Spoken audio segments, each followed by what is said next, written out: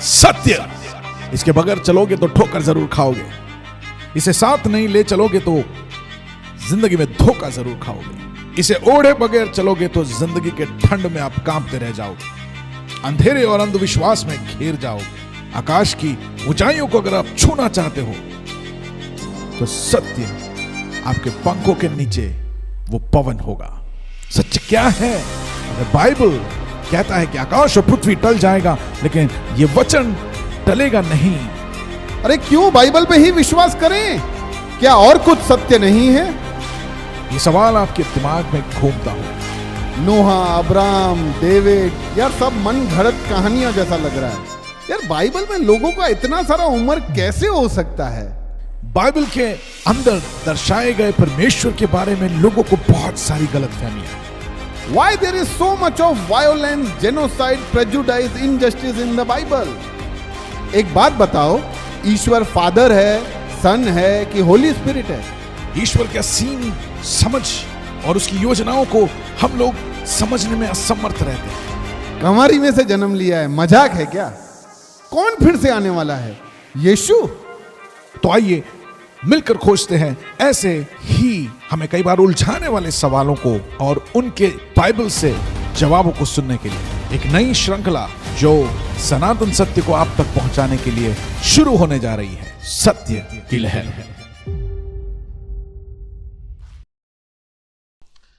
आइए आइए गिरीश भाई, कैसे हैं आप? वेलकम। मैं तो बहुत ठीक हूँ। हाँ, आप थोड़े थके थके लग रहे हो।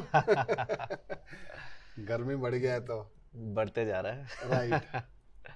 कैसे चल रहा है पढ़ाई? Everything going good. आप सुनाओ।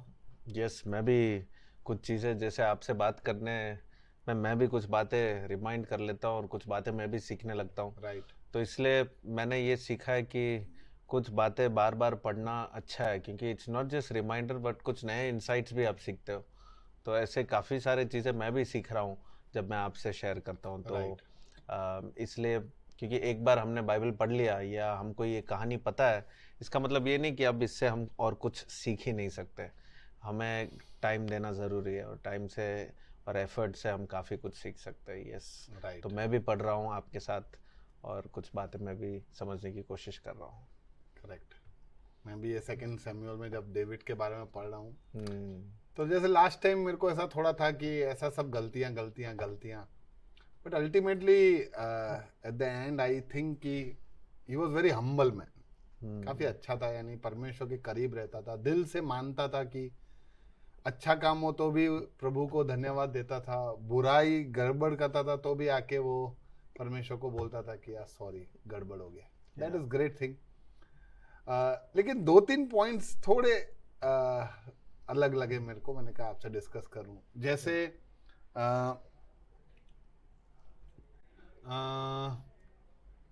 दाऊद ने गलती की बत्शबा के साथ, सिन करके, पाप करके। तो फिर परमेश्वर उसको कहता है कि ठीक है, तू इसकी वजह से मरेगा नहीं, पर जो अभी संतान उत्पन्न होगा तेरे और बत्शबा का, वो मर जाएगा। तो ultimately what wrong did that innocent child do? वो उसका क्या गलती? जो गलती कर रहा है वो ऐसे ही वो माफी मांगे तो चले, और वो जिसने गलती नहीं की he has to die. Same thing अगर आगे भी एक जगह पे मैंने स्टेटमेंट पढ़ा, दाऊद कहता है कि मेरी गलती की सजा मेरे को मिलना चाहिए, क्यों वो दूसरे वो 70,000 जब वो फेमिन और वो 3 तरीके के पनिशमेंट गॉड उसको बोलता है कोई एक चुनना है तुझे, तो वो 3 दिन का चुनता है, प्लेग आई थिंक। तो उसमें 70,000 लोग मर जाते हैं। गलती ये करे, डिसाइड भी ये करे और मारे जाए दूसरे लोग। हाउ अनजस्टिफाइड मैं बोल सकता हूँ। दिस इज अनजस्टिफाइड तो गलत शब्द है, अनफेयर बोल सकते हैं, क्योंकि लाइफ में काफी चीजें अनफेयर लगता है। अनफेयर हाँ। तो नहीं, बहुत बार देखो हमारी लाइफ में भी ऐसा ही लगता है। ये तो बहुत सारा इंसिडेंट्स कि लोग बोलते हैं कि ये कितना अच्छा व्यक्ति था, इसके साथ कुछ नहीं होता है, और ये बुरा, इसके साथ सब अच्छा अच्छा होता है और इसके साथ सब बुरा बुरा होता है। तो लाइक दैट अनफेयर चीजें। हमारा जो नजरिया है वो ये एंगल में है। ठीक है। परमेश्वर का नजर जो है वो ये एंगल में है। तो जब वो ऊपर से देखता है, वो शुरुआत से अंत तक देखता है ऊपर से। हम जो नीचे यहाँ पर बैठे हुए हम जो देख रहे हैं वो बस अभी का माहौल और पिछले 10 साल या 20 साल या आपका जितना एज है उतने लेवल तक ही हम ऑब्जर्व करते हैं। तो एक तो बात आपको सीखना है कि अगर आप परमेश्वर पे भरोसा करते हो, ये भरोसे शब्द का मतलब यही है कि परमेश्वर जब कुछ करता है तो वो सही ही करेगा, वो गलत नहीं कर सकता। ये यहाँ पर आपको भरोसा दिखाना जरूरी है। अगर यहाँ नहीं दिखा सकते फिर और कहाँ दिखाओगे और कहाँ पता चलेगा कि आप परमेश्वर पे भरोसा करते हो? पहली बात। तो the trust word is very important. Trust है तो इन सारी चीजों में आपको ट्रस्ट करना है कि नहीं, परमेश्वर कर रहा है तो वो सही ही होगा। It will be just, it may look unfair, ये दोनों अलग अलग शब्द है। अभी फेयर और अनफेयर जो है ये एक अपने लेवल का बात है। जस्टिस जो है जो जज ही दे सकता है, और जज दूसरे एंगल से देखता है, वो सब कुछ देखता है, वो सब कंसिडरेशन करता है। फेयर और अनफेयर क्या है? प्रेजेंट सिचुएशन ही देखते हैं कि मुझसे ऐसा क्यों हो रहा है, मेरे जीवन में ऐसा क्यों हो रहा है। हम ये नहीं देख रहे कि पिछले दिनों से क्या है, आने वाले पीढ़ी में क्या है। तो ये सब परमेश्वर देखता है और वो न्यायी है, और जब वो न्याय देगा वो सही ही होगा। और इतना भरोसा अगर हम नहीं कर सकते तो हम परमेश्वर के पास जाते क्यों है? फिर से मैं वही सवाल पूछूंगा। अगर परमेश्वर के पास जा रहे हैं तो उस पर भरोसा करना जरूरी है, ना केवल अपनी मर्जी को पूरा करने के लिए। आधा से ज्यादा लोग अपनी मर्जी को पूरा करने के लिए परमेश्वर के पास आते हैं कि भाई मुझे ये दे दे, मुझे ऐसा कर दे, मुझे ऐसा होने दे। और जब हो जाता है हमें लगता है वाह ये तो हो गया, मैंने जो मांगा मुझे दे दिया। आपने जो मांगा दिया, लेकिन परमेश्वर उस समय में भी न्यायी है। वो सही चीजों को ही देता है, सही चीजों को ही वो हमारे जीवन में, हमारे रास्तों में वो लाता है। तो ये समझ तो पहले आ जाए कि परमेश्वर जो करता है वो सही ही होगा, गलत नहीं हो सकता। दूसरी बात, जब दाऊद के जिंदगी में देखते हैं कि उसने बत्शेबा के साथ जो एक्स्ट्रा मैरिटल जो अफेयर वहाँ पर हुआ और जो गलती किया वहाँ पर, और वो गलती के बाद जब वो गलती से जो बच्चा जो हुआ, परमेश्वर कह रहा है कि अच्छा मैं तुमको पनिश करूंगा, लेकिन ये बच्चे का जान खोना पड़ेगा। तो ये जब बताया तो डेविड के मन में वो इतना टूट गया। उसके बाद हम देखते कि वो कैसा फास्टिंग करने लगा, वो खाना नहीं खाया, उसने कपड़े को फाड़ा, वो बहुत दुख से था, वो मौन कर रहा था। तो वो हम देखते कि परमेश्वर ने जो दिल दाऊद को दिया है, और वो दाऊद के दिल में जो बच्चे के प्रति जितना उसको एक लव था, एक अफेक्शन था, और जब उसको छीन लिया गया दाऊद को अच्छा नहीं लगता है। He feels and he pains because he feels that an innocent life has gone because of me. एक निर्दोष एक बच्चा का जान गया मेरे वजह से, मेरे गलती के वजह से। और ये बात सिर्फ इसको नहीं, लेकिन पहले सदियों से ही परमेश्वर यही बता के आ रहा है कि गलती तुम, लेकिन जानवर को बलि चढ़ा रहे हो। फॉर एग्जाम्पल, राइट, इनोसेंट निर्दोष जानवर का लहू बहाया जाता है क्योंकि गलती तुमने किया।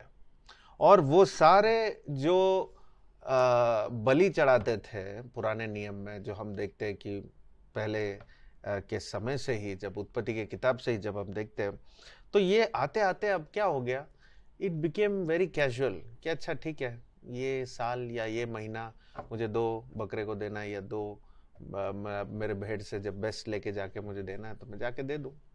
तो क्या वो रेवरेंस चले गया, और वो दर्द जो होना चाहिए वो दर्द हम में नहीं है। आज सेंसिटिविटी नहीं है, एक फील नहीं हो रहा है कि नहीं मेरे बदले में वो जानवर का जान जा रहा है, ऐसा नहीं हो रहा है। तो ये सारे ऑफरिंग्स के साथ हुए, ये इक्वेशन ऐसा हुआ कि देखो एक दिन परमेश्वर खुद आएगा इस दुनिया में, वो अपना जान देगा तुम्हारे बदले में। He will be the substitute. ये हमने पढ़ा था अटोनमेंट, राइट, और ये सब लेवी व्यवस्था में कि कैसे तुम्हारे बदले में ये परमेश्वर अपना जान देगा क्रूस में। और उसके बारे में हम और भी आने वाले दिन में क्रूस के बारे में हम डिस्कस कर सकते हैं, जहाँ पर हम सीखेंगे उसका महत्व। और ये बात को परमेश्वर दिखाते हुए, और यहाँ पर दाऊद की ज़िंदगी में ये एक इनोसेंट बच्चा, अब आप देख सकते हैं वो सीक्वेंस सेम जैसा ही है, राइट, कि गलती आपने पर एक इनोसेंट लाइफ वहाँ पर करेक्ट जा रहा है। करेक्ट करेक्ट, ये एक समझ हम रख सकते हैं। दूसरा समझ ये रख सकते हैं कि वो बच्चा अगर बड़ा हुआ तो उसको कैसे बोलेंगे, उसके बारे में क्या बात करेंगे, वो भी हो सकता है उस समय में, क्योंकि ये इसके पाप के वजह से, एक पाप नहीं, उसके बस ना ही वो स्त्री से उसने संबंध रखा, पर उसके पति को भी उसने मारने के लिए आगे भेज दिया। तो ये सारे कवर अप और ये सारे चीज़ें उसने किया, उसका कहीं ना कहीं उसको वो एक स्कार, उसको एक पेन दिखाने के लिए परमेश्वर ये न्याय वहाँ पर करता है। तीसरा समझ हम ये भी रख सकते हैं कि वो बच्चा परमेश्वर के हाथों में ही जा रहा है, वो और कहीं नहीं जाएगा। करेक्ट, जो भी जान यहाँ पर खो रहा है और जो परमेश्वर के साथ या निर्दोष है या परमेश्वर उसे स्वीकारता है, वो सारे जान परमेश्वर के पास ही जाते हैं। तो वो भी हमारे पास एक अश्योरेंस है कि वो बच्चा परमेश्वर के पास ही गया है, तो परमेश्वर उसको संभाल लेगा। परमेश्वर जिसको जीवन दे रहा है उसको जीवन दे रहा है राइट, और उसको चला रहा है, चाहे वो इधर रहे या परमेश्वर के हाथों में रहे। जीवन तो परमेश्वर ही देता है ना, जीवन का स्रोत परमेश्वर है।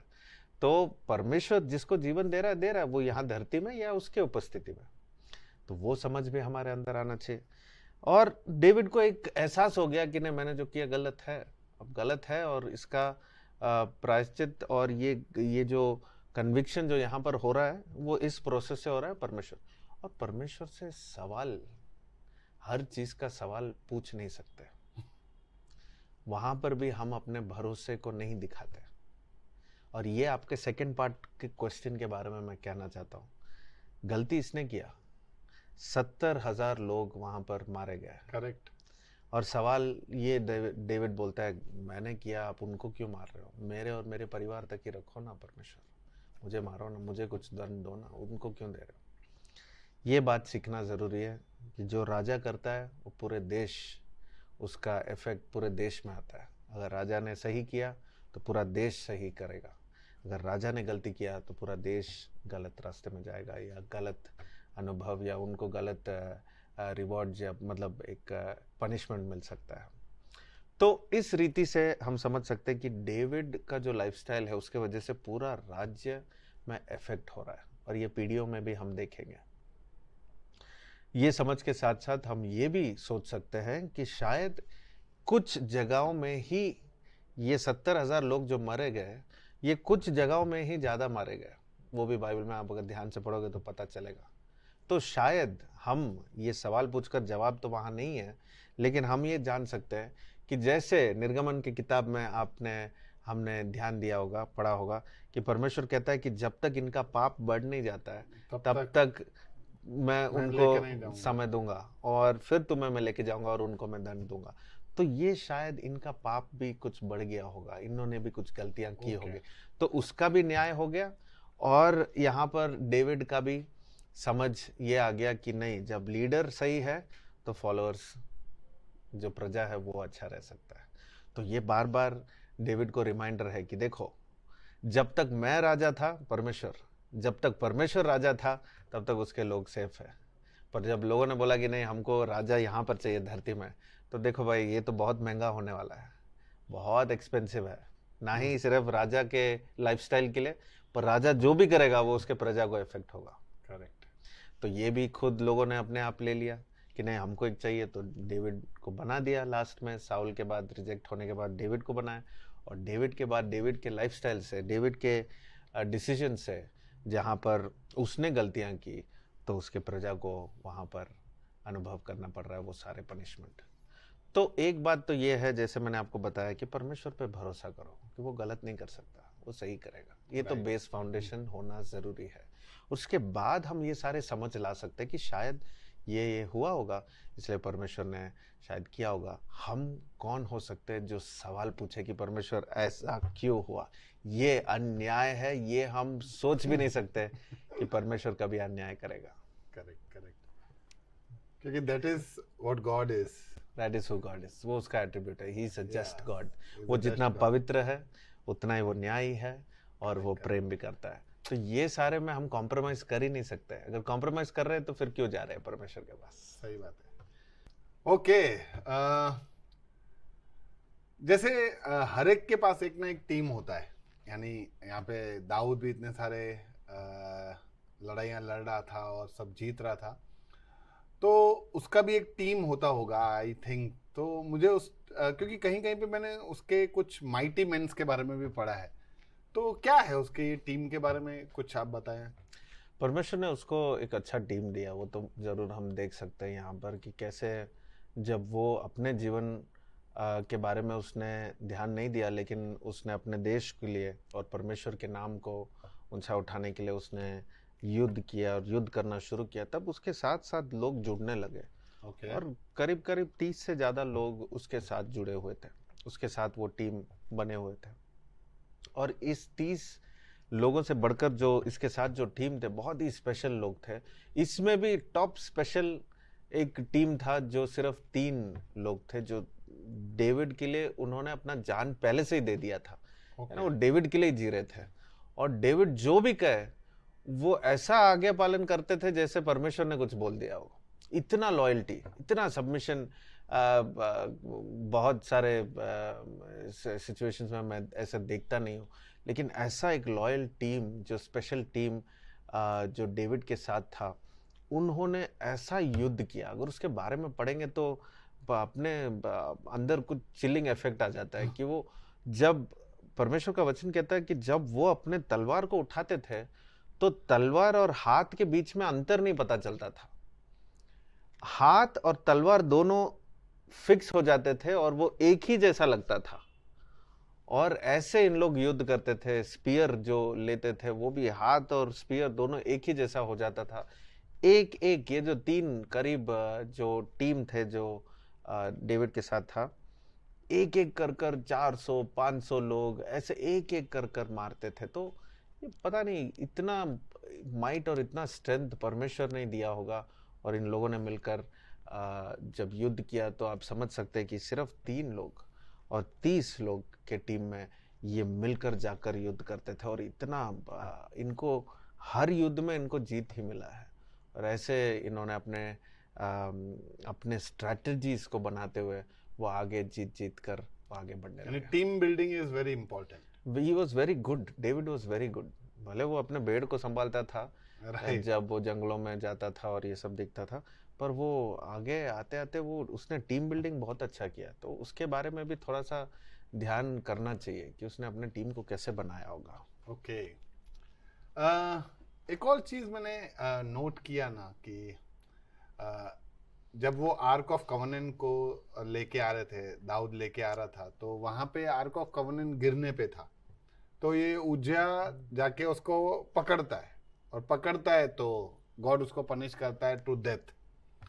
अब तो एक बेचारा गिरने से बचा रहा है कि गिर ना जाए, परमेश्वर का कवनेंट है वो गिर नहीं जाए, तो ही स्ट्रिकन टू डेथ, यानी वो मारा जाता है। तो मैं जैसे तो सोच रहा था कि ये थोड़ा अनफेयर नहीं था। ये अभी ऐसा ही शब्द आपने यूज किया, अनफेयर। काफी सारी चीजें ऐसे लगता है कि अरे इसमें क्या है, तो गिरने से बचा रहा था। लेकिन परमेश्वर ने कुछ चीजें नियुक्त किया है, कुछ लोगों को सेलेक्ट किया है, कुछ चीजों को छूने के लिए, कुछ चीजों को बात करने के लिए, कुछ कहीं जाकर खड़े होने के लिए। परमेश्वर यहाँ पर जहाँ पर कुछ नियुक्त करता है और वो आज्ञा देता है कि इसको कोई नहीं छुएगा, तो उसका मतलब प्लेन ओबीडियंस है कि उसको कोई ना छुए। उसमें हम अगर एक्सप्लेनेशन देंगे, नहीं गिरने से बचा रहे थे, ये करने से हो रहा था, हम उसको उठा रहे थे या बचा रहे थे, आप कोई भी कारण बताओ, परमेश्वर ने आपको बोला कि उसको मत छुओ, बस उसको ना छुओ। जिनको वो अधिकार दिया था उसको छूने के लिए, केवल वो ही जाकर उसको छुए, कोई भी विषय में हो। यहाँ पर आर्क ऑफ द कवनेंट है, लेकिन परमेश्वर जब कुछ कहता है उसको भरोसा करना जरूरी है। इतना भरोसा कि उसके मुंह से कोई भी शब्द निकले तो तुरंत उसे करने में कोई भी देरी ना करे। जब वो कह रहा है मत छुओ तो मत छुओ, परमेश्वर उसे दे देगा। इसका मतलब ये भी है, हमें समझना है कि जब आपके जीवन में, जैसा ये फ़ोन है मेरा, ये मेरे अधिकार में है, ये फ़ोन मेरे कंट्रोल में है। जब ये फ़ोन मेरे हाथ से गिरता है तो मैं ये नहीं कह सकता कि अच्छा मैं इसको पकड़ नहीं पाया या मेरे पास इतना पावर नहीं है इसको पकड़ने के लिए, ऐसा नहीं कह सकते। ये मेरे अधिकार में है, तो मुझे पकड़ना ज़रूरी है, मुझे छूना बहुत ज़रूरी है और मुझे बचाना ज़रूरी है, इसको सेफ से रखना। लेकिन अगर ये मेरे अधिकार में नहीं होता तो मुझे जाकर सेल्फ जो अपना जो कंट्रीब्यूटेड हेल्प होता है ना, वो करने की कोई ज़रूरत नहीं है कुछ सारे जगहों में जहाँ परमेश्वर बोलता है मत जाओ। पर समझो आपने अपने बच्चे को बोला है कि पापा के फोन को छूने का नहीं, हाँ, और आपका फोन नीचे गिर रहा है और उसने गिरने से बचा के दिया आपको, तो वो थोड़ी डांट खाएगा। It is a good thing that he did, पर यहाँ तो सीधा मृत्यु दंड मिल गया। यस तो उसमें क्या है, मैं आपको वो भी बता दूं कि एक पिता बच्चे का रिश्ता होना जरूरी है। ये एक कॉमन व्यक्ति था, पता नहीं इसका रिश्ता कितना था परमेश्वर के पास, पर ये एक अच्छे सोच के साथ ही फिर भी वो छू रहा है कि वो गिरे ना नीचे। Correct. लेकिन फिर भी परमेश्वर वहां पर एक लाइन ड्रॉ करके बता रहा है कि देखो इसको लाइट से मत लो, मैंने बोला नहीं छूने के लिए तो नहीं छूने के लिए, क्योंकि इसको छूने से जो इफेक्ट होगा वो परमेश्वर ने पहले ही वार्निंग दिया है। अब वो वार्निंग को दिखाना भी है, देखो इसको छूने से क्या होगा, तो वो दिखाना भी है, तो उससे एक जान तो जाएगा ही। और परमेश्वर जब बता रहा है, अब समझो कुछ नहीं हुआ, अगर यहां पर ये व्यक्ति अगर गिरकर नहीं मरता तो मूसा ने जो भी बताया है सब पे सवाल उठ जाता कि अच्छा नहीं हुआ, तो इसका मतलब सारे नियमों में थोड़ा कंडीशन है, चलो हम बदलते हैं एक एक कंडीशन, एक एक हम करके देखते हैं कि कौन कर सकता है कौन नहीं कर सकता है। तो सारे नियमों में सवाल उठ जाता है, सारे तो परमेश्वर ने कुछ बताया तो उसका आंसर दिखा देना। तो परमेश्वर जब दिखाता है तो सब तैयार हो जाते हैं, ओके जो मूसा ने बोला वो सही था, तो हमको कुछ करना नहीं है जो उसने। तो अगले बार जब वो नियम पढ़ेंगे, जब शेयर करेंगे, तो उनको पता नहीं उस दिन पता क्या हुआ था, चाहे नियम कुछ और ही हो लेकिन उसका एग्जाम्पल जरूर लेंगे, देखो उसको छूना नहीं बताया था, उसको छू लिया, वो मर गया वहीं पर, भले वो अच्छे सोच से ही उसने किया। जो चीजें नहीं करना चाहिए वो नहीं करना चाहिए, जो चीजें हमें करना चाहिए वो करना चाहिए, आज्ञा पालन करना is the ultimate bottom line. यानी इस बात से एक चीज क्लियर हो गया कि अगर ईश्वर ने कहा है कि झूठ नहीं बोलना है, तो कोई भी कारण हो, किसी को भी बचाने के लिए हो, कुछ भी हो, झूठ नहीं बोलना मतलब गलत, यानी गलत ही है। परमेश्वर अगर बोल रहा है तो बस खत्म बात वहीं पर। हाँ, पर फिर भी यार थोड़ा ये एकदम मेरे को ऐसा अनफेयर जैसा लग रहा है। सी अनफेयर आप इसलिए सोच रहे हो क्योंकि आपको क्या लग रहा है, देखो आज भी दुनिया में बहुत सारे लोग ऐसा ही बोलते हैं कि इसके साथ ऐसा क्यों हो गया, ये तो बेचारा भला आदमी था, इसके साथ तो ऐसा क्यों हो गया, क्यों इसके साथ नुकसान हुआ। और कुछ लोगों के लिए लोग बोलते हैं इसके साथ ऐसा ही होना चाहिए, उसके साथ ऐसा कुछ भी नहीं होता है। तो वी फाइंड सच थिंग्स ना, हमें मिलता है ऐसा दुनिया में देखने को। नहीं ये तो मैं आपको बता रहा हूँ ना कि हमारी नज़र जो है वो इस रीति से हम प्रेजेंट ही देखते हैं, लेकिन परमेश्वर का नज़र जो है वो शुरुआत अंत वो पीढ़ियों तक वो देखकर आ रहा है, और वो जानता भी है कि आने वाले पीढ़ी में क्या होगा, तो वो सब कुछ देखकर वो वहां पर न्यायी है। और जो परमेश्वर न्यायी है तो उसको छोड़ो ना, परमेश्वर को न्यायी है उसको रहने दो, हमको वो जगह लेना नहीं चाहिए, सोचना भी नहीं चाहिए वो जगह लेने के लिए। वो न्यायी है और हमको बस भरोसा करना, वो जो कहेगा वो अच्छा ही होगा, वो सही होगा। ये जो मनुष्य नीचे गिरकर ये जो व्यक्ति मरा, ये भी परमेश्वर के हाथों में ही जा रहा है, तो उतना तो हमें आज पता है कि नहीं, ये मरकर भी अगर उसका जिंदगी यहाँ खत्म हुआ, परमेश्वर के साथ तो है ही। और लोगों को समझाने के लिए कि जो नियम बताया है वही तो मैं आपको बता रहा हूँ, जो आज्ञाएं दी है, अगर एक पे वो इफेक्ट नहीं होता तो सारे नियम पे सवाल उठ जाते हैं। करेक्ट। कि अच्छा शायद फिर आप व्यभिचार करो तो कुछ लोग कर सकते हैं, कुछ लोग नहीं कर सकते हैं। अच्छा ठीक है, तो दाऊद ने किया तो ठीक है, उस देखो उसके जीवन में कुछ नहीं हुआ, नहीं उसका भी बच्चा जब मर गया तब वो हो गया, पनिशमेंट उधर दिख गया कि नहीं, परमेश्वर ने उसको एग्जैक्टली वहां पर रिजेक्ट कर दिया।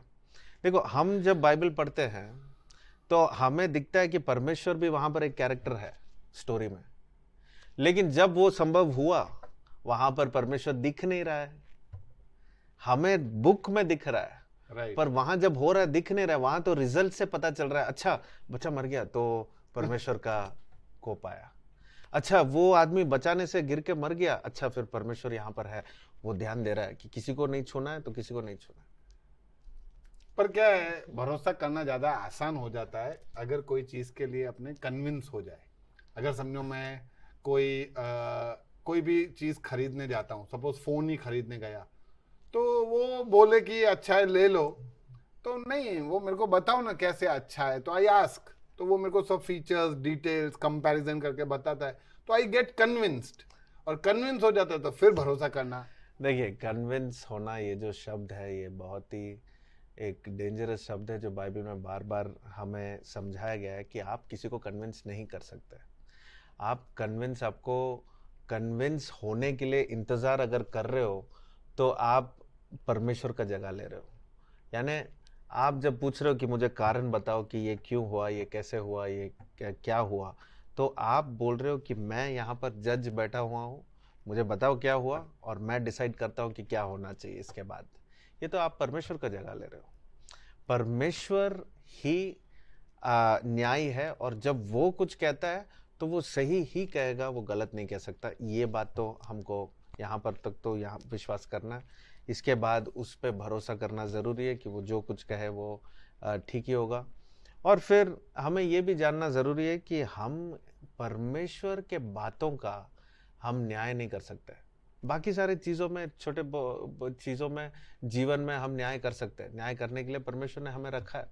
छोटे छोटे चीज़ों में, जैसे चेयर में बैठा हूँ तो मैं एक जजमेंट के साथ ही मैं बैठता हूँ कि ये चेयर मुझे नीचे नहीं गिराएगा। ओके। हर चीज़ में एक जजमेंट होता है। ये फ़ोन यहाँ पर रखा हूँ तो एक जजमेंट है इस फ़ोन में कि ये मुझे डिस्टर्ब नहीं करेगा आपसे बात करते वक्त, तो उस चीज़ से मैं उसको जजमेंट है कि ये पानी, आपने देखा ये पानी कहाँ से आया, कहाँ से इसको कहाँ से भर के लेके आए, नहीं देखा, मैंने भी नहीं देखा, पर एक जजमेंट है कि पानी अच्छा ही होगा, पी लेते हैं। तो ऐसे सारे चीज़ें हैं जिसपे हम जजमेंट कर सकते हैं। लेकिन परमेश्वर के बातों में जब हम कारण मांगने लगते हैं, पता अय्यूब के किताब में अय्यूब को जीवन में क्या क्या हुआ था वो हम आगे पढ़ेंगे। वो कहता है कि आप सवाल कैसे पूछ सकते हो परमेश्वर को, जो अच्छा देता है वो बुरा भी देगा, उसे स्वीकारना हमारा काम है। हम कौन होते हैं उससे सवाल करने वाले, और उसे क्यों हमें समझाना है कि मैं इसलिए ये चीज कर रहा हूं। अगर वो नहीं समझाए तो भी हमें भरोसा करना है कि परमेश्वर जब करेगा वो अच्छा ही करेगा। हाँ, नहीं, मैं आपकी बात से डिसएग्री नहीं कर रहा हूँ, पर क्या है, थोड़ा आसान हो जाए। जैसे नहीं, आज भी बहुत सारे ईश्वर के बात करते हैं कि ये भी ईश्वर है, ये भी ईश्वर है, ये भी ईश्वर है, ये भी ईश्वर है, इसलिए लोगों को कंफ्यूजन है कि कौन से ईश्वर पे विश्वास करूं।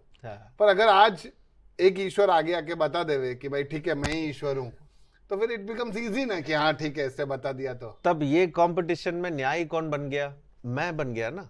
जब मैं देख रहा हूं कि अच्छा सारे ईश्वर में एक ईश्वर आके बोल रहा है कि मैं ही ईश्वर हूँ, ईश्वर आके बोल रहा है कि मैं ईश्वर हूँ, अच्छा तो मैं जज बन गया ना कि अच्छा आप ही हो, चलो आप विनर हो, यू आर द विनर, आप आज से मेरे ईश्वर हो। और हम ऐसे जीवन में ऐसे ही एक्ट करते हैं, हम परमेश्वर जैसे एक्ट करते हैं और परमेश्वर को एक पार्टिसिपेंट या एक कंटेस्टेंट बना देते हैं कि कंपटीशन आगे आ जाओ, एक हफ्ते में देखने वाला हूँ, कौन मुझे भला करेगा मैं उसको मानने वाला हूँ। ऐसे हम परमेश्वर को क्या करते हैं, हम कंटेस्टेंट्स बना के सारे चीजें जो दुनिया में कहते हैं कि ये ईश्वर, सबको खड़ा करवा के बोलते चलो दिखाओ तुम्हारा ताकत, किस में ताकत है। ये कन्विंसिंग करना ही गलत है, जहां पर हम परमेश्वर के जगह को ले रहे हैं। अरे हमको कंटेस्टेंट बनना चाहिए, हमको दिखाना है कि परमेश्वर हम तुझ पे कितना भरोसा करना चाहते हैं, हम तेरा पीछा कैसा होना चाहते हैं। हम कंटेस्टेंट है, वो न्यायी है, वो हमें रिवॉर्ड देगा, हम थोड़ा ना रिवॉर्ड देंगे। हम परमेश्वर को कैसे बताएंगे कि अच्छा आप आज के विनर हो और आज से मैं आपको मानने वाला हूँ, आपको मैं घर में रखने वाला हूँ और आपको मैं वो सारी चीजें दूंगा जो सब चीजें उसने ही तो दिया है। हम कौन होते हैं उसको कुछ देने के लिए, हम कौन होते हैं उसके जगह को लेने के लिए। लेकिन ये मनुष्य का कोशिश उत्पत्ति की किताब से यही है कि वो परमेश्वर का जगह ले ले, और यही शैतान ने अपने चाल से उसने बताया, जबकि परमेश्वर ने हमें उसके जैसे ही बनाया है। करेक्ट। और जब हम नम्र बनेंगे तो ये बातें हम सीख सकते हैं परमेश्वर के वचन से। न्याय बनने की कोशिश ना करें। करेक्ट। ये जब आप सब सिखा रहे थे तो शायद मेरे को एक ऐसा उदाहरण याद आ गया। कभी कभी हमारे बच्चे पूछते हैं हमसे कि ये डैडी ये मेरे को क्यों नहीं करना है, तो हम बोल देते हैं कि नहीं बेटा, अभी ना बोला ना तो ना। तो कहीं ना कहीं परमेश्वर भी हमसे एक ऐसा सिंपल ओबीडियंस ही चाहता है। Absolutely. शायद वो आने वाले दिनों में वो हमें बता सकता है कि ऐसा क्यों है। ये एक अच्छा उदाहरण है आप जो कह रहे हैं कि काफ़ी बार हम समझा नहीं पाते कुछ लोगों को, सिर्फ बच्चों को भी नहीं, कुछ लोगों को भी हम समझा नहीं पाते। हम बस कह देते हैं कि नहीं ये मैं नहीं कर सकता, ये नहीं हो सकता, और फिर हम दूर चले जाते हैं। और समय में पता चलता है कि अच्छा ये क्यों हुआ था। तो ऐसे काफ़ी बार परमेश्वर भी शांत है, वो कहता नहीं है। उसको कारण, मैं तो ऐसे कहता हूँ और ऐसे समझता हूँ कि उसको कारण बताने की ज़रूरत क्या है। कि हम कौन होते हैं, हम ऊपर बैठ के हम पूछे कि चलो ये सवाल का जवाब दो। परमेश्वर को क्यों? परमेश्वर हमसे पूछेगा कि ये सवाल का जवाब दो। हमें बताना है कि अच्छा परमेश्वर, तूने ऐसे कहा, मैंने ऐसे किया और ये नहीं कर पाया, प्लीज़ माफ़ कर दो, या प्लीज़ मुझे आगे बढ़ाओ, ये करो। तो हमें परमेश्वर के पास जाना है, ना कि परमेश्वर हमारे पास आके रिक्वेस्ट करे। काफ़ी बार परमेश्वर को हमने ऐसे कर दिया है, ऐसा एक चित्र बना दिया कि वो आके हमसे मांग रहा है कि प्लीज़ मेरे पास आओ, मुझसे प्रार्थना करो, मुझे मेरे आराधना करो। ऐसे परमेश्वर इतना चीप और इतना ये नहीं है कि सबसे आके मांगे कि तुम मेरे पास आओ, तुम मेरे। परमेश्वर परमेश्वर है, वो न्याय है, वो प्रेमी है, वो पवित्र है। उसके पास हमको जाना चाहिए, हमें उस पर भरोसा दिखाना चाहिए, उस पर उसका आज्ञा पालन करना चाहिए। और वो न्याय है, हमको परफॉर्मेंस करना है, हमको कंटेस्ट, हम जो पार्टिसिपेशन कर रहे हैं, हमारे लाइफ के जो जर्नी है, ये हमें एक अच्छे से जीवन जीकर हमें दिखाना है कि परमेश्वर क्या मैंने अच्छा किया, क्या मैं अच्छे से जिया, क्या मैंने सही किया, क्या मैंने गलत किया, मुझे क्षमा कर दे, या जो सही किया परमेश्वर ये सब तेरे अनुग्रह की वजह से किया। तो ये सारी चीज़ें जो जीवन में है, और ये दूसरे साइड में काफ़ी बार हमको ये पता नहीं चलता है कि हम पूछते हैं कि मुझे कन्विंस करो, ये कारण क्या है, ये कारण क्या है। काफ़ी बार हम कारण पूछ नहीं सकते। कुछ चीज़ों में हम जान सकते हैं, कुछ चीज़ों में नहीं जान सकते। जो चीज़ें परमेश्वर ने प्रकट किया है वो हमारे लिए है। याद है आपको वो वचन जो व्यवस्था विवरण में हमने पढ़ा था, जहाँ पर लिखा है जो परमेश्वर ने गुप्त बातें रखी है वो परमेश्वर का है, जो बातें उसने प्रकट किया है वो हमारे लिए है और हमारे पीढ़ियों के लिए है। तो जो गुप्त है वो परमेश्वर का ही है, वो हमें परमेश्वर के साथ रिश्ता बनाते हुए हमें पहचानना है कि उसका मतलब क्या है। और जिसका करीब रिश्ता है परमेश्वर के साथ, परमेश्वर उनको समझाता है। तो रिश्ता आप बनाइए परमेश्वर से, और आप खुद ही आप जो वर्ड आप कन्विंस बोल रहे हैं, आप खुद ही आप समझ जाओगे कि नहीं मेरा पापा तो अच्छा ही करेगा। ओके केनथ भाई, ग्रेट, काफी अच्छा आज का सेशन रहा, अच्छा, बहुत सारी बातें सीखे। फिर मिलते हैं अगले हफ्ते। ओके, सत्य, इसके बगैर चलोगे तो ठोकर जरूर खाओगे, इसे साथ नहीं ले चलोगे तो जिंदगी में धोखा जरूर खाओगे, इसे ओढ़े बगैर चलोगे तो जिंदगी के ठंड में आप कांपते रह जाओगे, अंधेरे और अंधविश्वास में घिर जाओगे। आकाश की ऊंचाइयों को अगर आप छूना चाहते हो तो सत्य आपके पंखों के नीचे वो पवन होगा। सत्य क्या है? अगर बाइबल कहता है कि आकाश और पृथ्वी टल जाएगा लेकिन ये वचन टलेगा नहीं। अरे क्यों बाइबल पे ही विश्वास करें? क्या और कुछ सत्य नहीं है? ये सवाल आपके दिमाग में घूमता हो। नोहा, अब्राहम, डेविड, यार सब मन घड़त कहानियां जैसा लग रहा है। यार बाइबल में लोगों का इतना सारा उम्र कैसे हो सकता है? बाइबल के अंदर दर्शाए गए परमेश्वर के बारे में लोगों को बहुत सारी गलतफहमियां। Why there is so much of violence, genocide, prejudice, injustice in the Bible? एक बात बताओ, ईश्वर फादर है, सन है कि होली स्पिरिट है? ईश्वर का सीन समझ और उसकी योजनाओं को हम लोग समझने में असमर्थ रहते हैं। कमारी में से जन्म लिया है, मजाक है क्या? कौन फिर से आने वाला है? यीशु? तो आइए मिलकर खोजते हैं ऐसे ही हमें कई बार उलझाने वाले सवालों को और उनके बाइबल से जवाबों को सुनने के लिए एक नई श्रृंखला जो सनातन सत्य को आप तक पहुंचाने के लिए शुरू होने जा रही है, सत्य की लहर।